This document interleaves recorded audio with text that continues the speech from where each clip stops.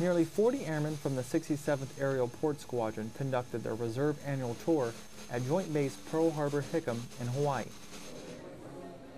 From the passenger terminal to the flight line, these aerial porters worked alongside their active duty counterparts to get cargo and passengers to their destinations. A reservist annual tour is our opportunity to train with the active duty in an active duty arena, and you're taking the skills that you have worked on the UTAs and during man days, and you're putting them into the real world. For aerial porters, Hickam Air Force Base is as real world as you can get. Today, 67th APS Airmen, alongside active duty and civilians stationed at Hickam, unloaded a C-5 cargo plane. The C-5 had broke, so we were downloading it to go onto another C-5.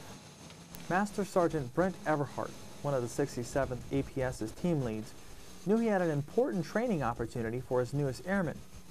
Besides 2 days a month, reservists only get 15 more days a year to be as trained and ready to deploy as their active duty counterparts.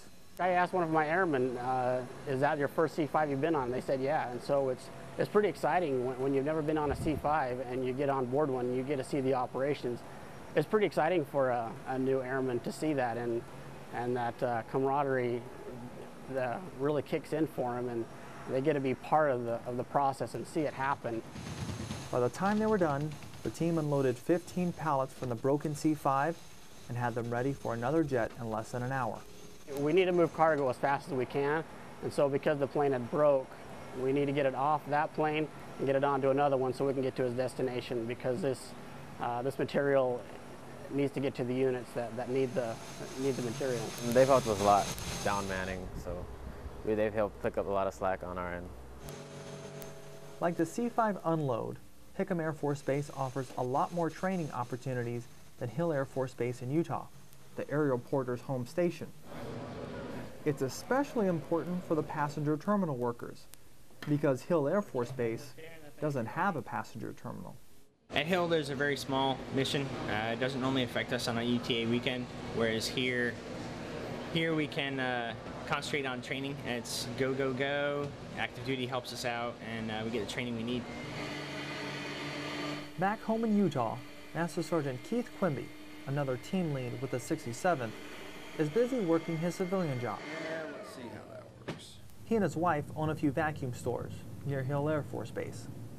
He's not scheduled to work his annual tour until the summer, but the family business is already prepared for his absence. We understood that it was expected, so we planned for it.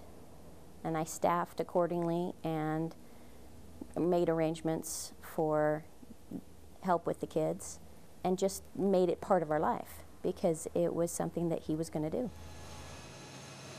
For both Sergeant Quimby and Sergeant Everhart, the 15 days of training have become the practice time needed to prepare their airmen for a deployment. There was a time when reservists and we went on annual tour, and it was during the peacetime. We had an extended peacetime during the 80s and early 90s.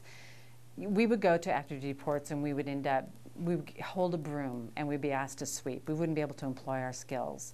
That, between then and now, has changed incredibly. The ops tempo obviously has increased. We've been involved, the reservists have been involved in war and deployments at a higher rate than has ever happened. That high tempo means that even after 15 days is up, business will stay booming. Aerial port business is a very busy business because without what we do, no one would have any of the supplies that they have anywhere around the world. Tech Sergeant Richard Gonzales, Joint Base Pearl Harbor Hickam, Hawaii,